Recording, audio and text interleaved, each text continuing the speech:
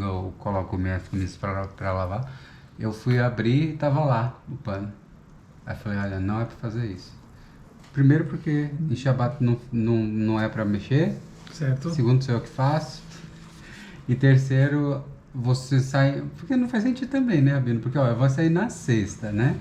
E aí vai ficar o pano de chão na sábado, domingo. E segunda só eles vão chegar, vai estar podre o pano de chão de novo, vai lavar de novo. E aí eu falei. Então por isso eu lembrei. Eu lembrei disso Sim. agora.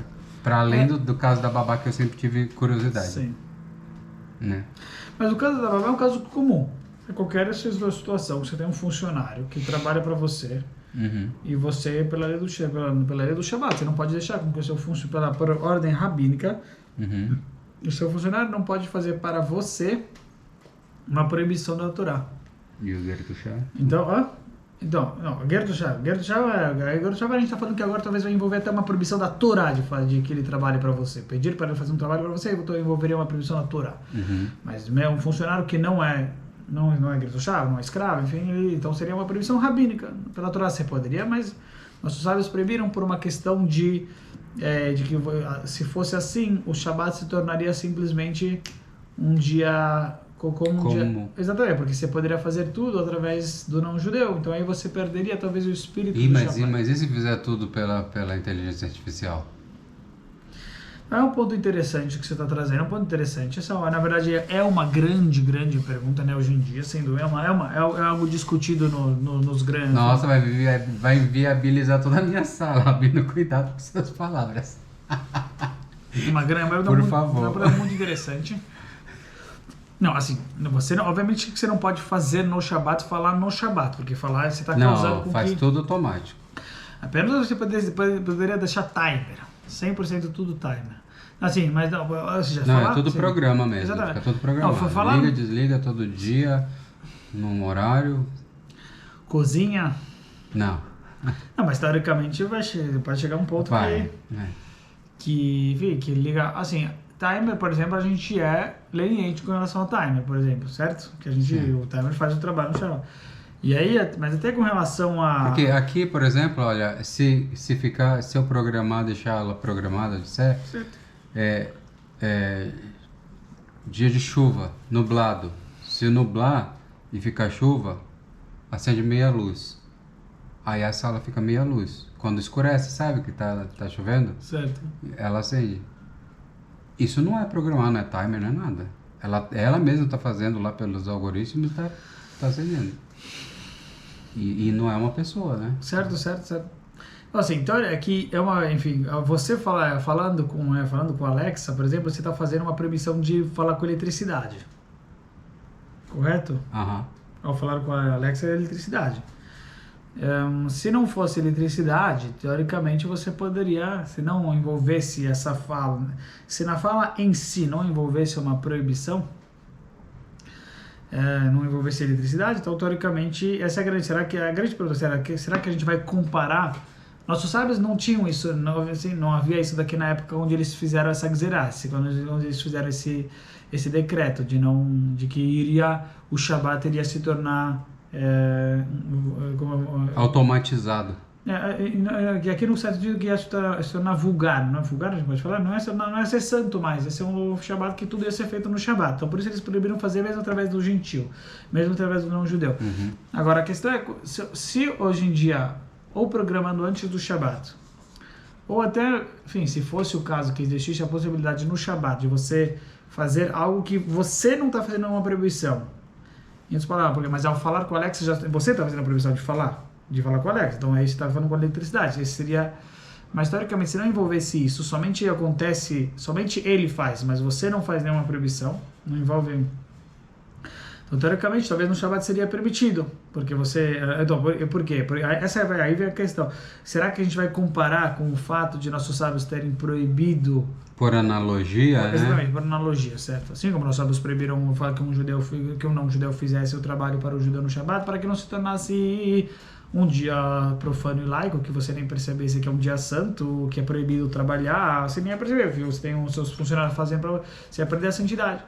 Então, a mesma coisa, vamos falar assim, com relação também hoje em dia que tem essa possibilidade de programar timer, ou se fosse uma situação, enfim, que você pode falar para alguma coisa e essa coisa faz para você, sem que envolva uma proibição para você. Aquela coisa vai fazer a proibição, mas você não.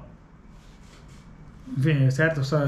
Como a gente acabou de falar com eletricidade é a proibição em si. Mas se você fosse falar com a... Não sei se existe essa ideia, enfim. No princípio não vai existir, né? Você falar com algo, a Alexa, ser não qualquer situação que... Não, tem por exemplo... Fala não seja proibição. Não, é que não precisa falar, mas assim, tipo, passar o aspirador. Ela chega um horário no Shabat e ela vai... Automático. Automático Então, mas já está programada, então. Então, isso aqui seria, na verdade, como timer. Isso aqui seria. Como um timer. Certo. Eu estava falando, talvez, até mesmo no próprio Shabat, mas acho que talvez hoje em dia, não sei se teria a possibilidade de algumas... Porque tudo é eletricidade, então, ao falar, já está fazendo a proibição de eletricidade, mas... Mas não fala, né? Oi? Não fala no Shabat. Então, eu queria falar que se tivesse a possibilidade, porque assim, o não-judeu falar não é nenhuma proibição. A proibição é ele fazer por você, mas falar em si ainda não está fazendo a proibição. Aí nós sabemos, obviamente, proibiram, mas aqui no caso, então eu queria talvez trazer um caso parecido, igual no Shabat em si, em que você fala para aquilo, mas não existe proibição na própria fala. E aí aquilo lá vai lá e faz alguma coisa para você. Enfim, seria que nem o Alexa, mas que não envolvesse eletricidade, no sentido, quando você fala, não envolvesse eletricidade, mas acho que no princípio não seria possível. Sempre que fala envolve eletricidade. Então aí na própria fala já envolve uma proibição. Sim. Então aí já não teria mais como permitir, mas vamos falar, mas deixar tudo programado de antemão, já deixar programado para que cozinhe no Shabat, a sua panela programada para que ela ligue em tal horário. Enfim, situações enfim, até com relação que existe uma ideia que coisas que são... Pote de água, né? O pote de água que a gente deixa programado e ele liga e esquenta a água. Então, exatamente. E aí depois eu coloco, tá bom? Pego a água e é pump, né? Mas você já tem isso? Tem. E já funciona assim? Funciona. Então já tem algo que funciona assim, que liga no Shabat. Sim. Não, mas é manual. Claro. Você coloca, liga antes de Shabat. Não. E aí fica lá e aí você vai lá e aperta e... não, isso tudo bem. Eu quero falar uma coisa que você programa para que esteja no Shabat. Para que no Shabat ligue e desligue. Não, eu nem gosto que puxa muita energia essas coisas. Tá bom. Existem situações, por exemplo, com relação à máquina de lavar, mas aí já faz barulho, aí já tem a chave. E tem que colocar também, né? E tem que colocar também. Colocar o quê? As coisas dentro. Certo, claro. Tem que colocar, tem que tirar, não pode deixar lá. Se você deixar lá, fica ruim a própria lavagem. Não tá compensa. Bom, entendi. Melhor usufruir de Shabat. Melhor ficar em paz. Sim. Mas teoricamente, enfim, se você iria programar, então muitas coisas poderiam ser feitas assim no Shabat. Então essa é uma... a pergunta é se você vai comparar, fazer essa analogia com... assim como nós sábios proibiram um não-judeu de fazer um trabalho para você no Shabat, assim também a gente vai proibir o timer, enfim. Então, o Rav Moshe Feinstein, né? O Rav Moshe Feinstein, ele realmente fez a analogia, ele falou que realmente seria proibido. Ele fez essa analogia e falou então que... Por isso, na verdade, ele foi... contra a ideia de timer, mas com relação à luz foi um pouco mais leniente. Luz existe mais possibilidade, porque luz em si é uma certa situação mais delicada, mais necessária, mais urgente. Então com relação à luz, mesmo ele, enfim, a maioria, mesmo ele acabou aceitando, enfim, mesmo de acordo com a opinião dele que existe essa analogia, mas dá para ser mais leniente quanto à luz. Então por isso todos nós utilizamos sim o timer de luz. Ou seja, pelo menos a maioria sim aceitou. E, enfim, luz é porque talvez desde o começo, enfim, luz era uma coisa muito difícil, né? Enfim, na época. Então, quando nossos sábios fizeram, existe uma ideia, enfim, uma opinião, que quando nossos sábios fizeram essas proibições que o não-judeu faça para o judeu, não estava incluso coisas relacionadas à luz. Não que é uma... Enfim, na prática a gente não utiliza essa leniência em geral, mas com relação a esse aspecto do timer, Enfim, a gente pode falar que a luz é uma coisa que não estava envolvida no momento que nós sábios fizeram o decreto, e por isso, então, luz era muito importante. Então, ia ser muito difícil falar com relação à luz, então também é proibido, não pode nem, né, enfim, nem um não-judeu fazer pelo judeu. Enfim, foram talvez mais... Existem opiniões que falam que foi mais leniente quanto à luz, e por isso, no caso, com relação a timer, a gente acaba também sendo leniente quanto à luz, mesmo de acordo com a opinião dele. Agora, será que também tem a própria questão cozinhar, do estudo? Sim. Quer dizer, o estudo. Porque como é que você vai estudar se você não consegue enxergar? Entendi. Não é todo lugar que é claro que tem luminosidade apropriada, né? Em Shabbat sim. Né? Entendi. A minha questão é...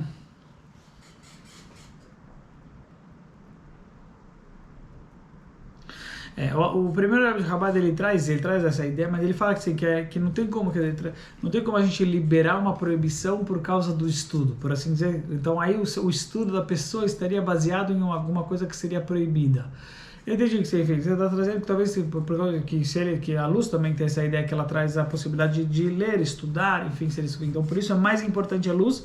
Então, enfim, esse seria mais um motivo deles não incluírem na proibição deles a ideia relacionada à luz, a questão da luz, proibir a luz, porque a luz é uma coisa que é muito necessária até para estudo, até para a pessoa poder ler durante o Shabbat. Entendi.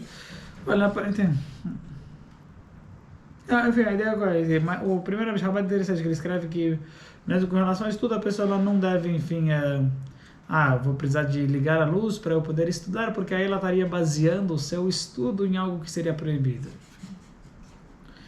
Mas tudo bem, a ideia...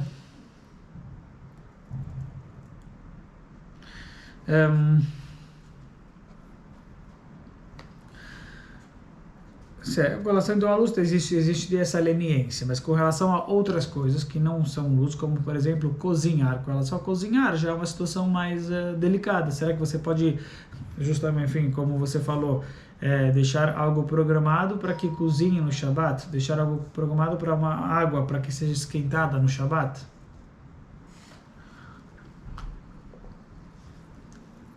Não sei. Não sei. A ideia, então, aí o Rav Motifaz falou que não, porque ele fez essa analogia, falou, senão você vai poder fazer tudo através do timer, e aí vai perder novamente, assim como nós sábios proibiram que o não-judeu faça para o judeu, então, assim também é proibido para que fazer timer, porque novamente, você vai poder fazer cozinhar no Shabbat, fazer tudo isso aqui através de, enfim, fazer, aqui vamos falar agora no aspecto de cozinhar, mas até, enfim, com relação a outras coisas, de repente, lavar roupa. Lavar roupa antigamente tinha um problema que fazia barulho. Então, ele chamava Avshamilta. Avshamilta significa que é algo que despreza o Shabbat. Por exemplo, televisão, coisas que fazem... Então, ruídos. E, então, tanto televisão quanto a máquina de lavar, talvez teriam essa ideia de que é algo que já despreza, porque faz barulho, já não é... Apesar que hoje em dia que a máquina de lavar são silenciosas, talvez sim teria a possibilidade de ser leniente quanto à máquina de lavar. E quanto ao estudo, eu estava pensando, na verdade, quando eu falei, eu estava pensando lá no século XVIII, candelabros e tudo.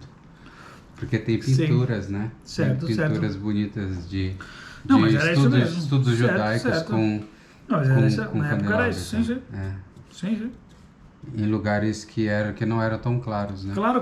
Porque aqui no Brasil tem luz, tem sol o tempo inteiro, mas não é todo lugar que é assim, né? Tem lugar que é meio obscuro e quase sempre está nublado e o dia vem por poucas horas, né?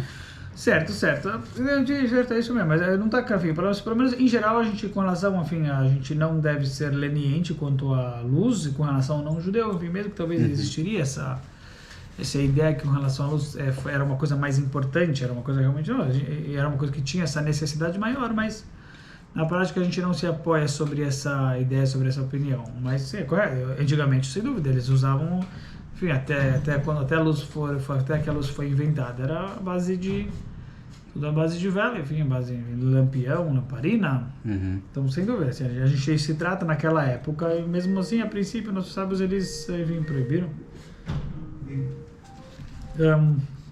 Mas o Rav Moshe faz, ele proíbe com relação a só a luz ele permite, tá, timer, mas outras coisas ele proíbe. O Rav Ovadia Yosef, ele fala que não. Por que Rav Ovadia Yosef fala que não? Porque ele traz uma ideia que se chama que nós não podemos fazer decretos pela nossa consciência. Logosrin gzeramidateinu. A gente não tem esse poder, mesmo que faz todo sentido, nós não temos esse poder, não podemos fazer decretos pela nossa consciência, pelo nosso cálculo. Logosrin gzeramidateinu.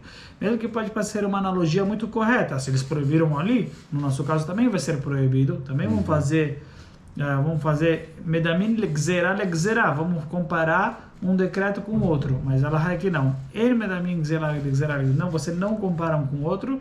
Lá eles fizeram esse decreto, eles não, hoje em dia já é diferente, então não fez parte do decreto deles essa situação nossa, por mais que é praticamente idêntica no sentido uma vez que foi proibido para eles proibiram naquela situação, faz muito sentido dizer que se tivesse a nossa situação na época deles, eles também proibiriam, mas na prática a gente não faz essa analogia, porque a gente não faz comparar um decreto para o outro, aquilo que foi estabelecido a gente já não tem o poder de fazer uma nova gzerá, mesmo que enfim, praticamente idêntico, enfim, que faz sentido, essa analogia, nós não fazemos logosrin gzerá midateinu, a gente não faz uma gzerá da nossa cabeça. Então, por isso, de acordo com ele, seria sim permitido usar o timer, enfim, mesmo para, cozinhar.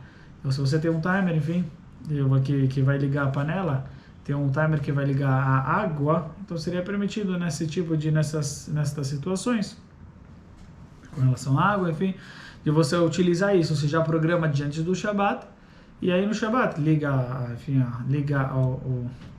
como fala? A coisa que esquenta a água. Como se chama? Onde você esquenta a água? Tem essa... Pote? Não, onde você esquenta a água? Em geral, Bule? O bule. O bule, porque no caso que é elétrico, como chama quando é elétrico?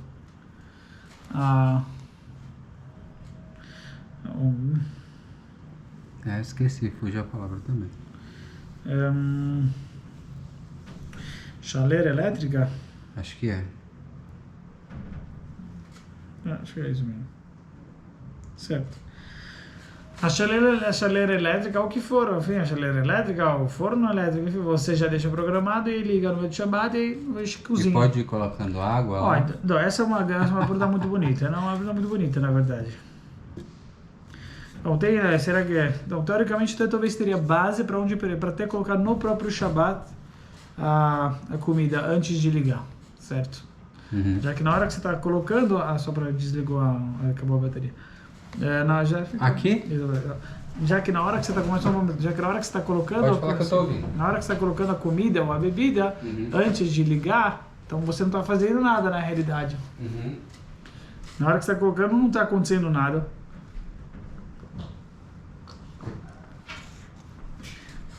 Mas ainda que depois vá. Exatamente, ainda que depois vá.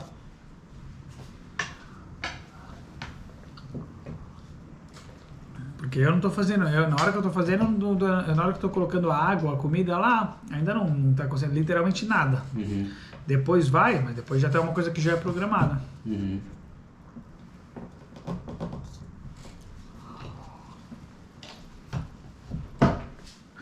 A Alahá traz uma situação interessante com relação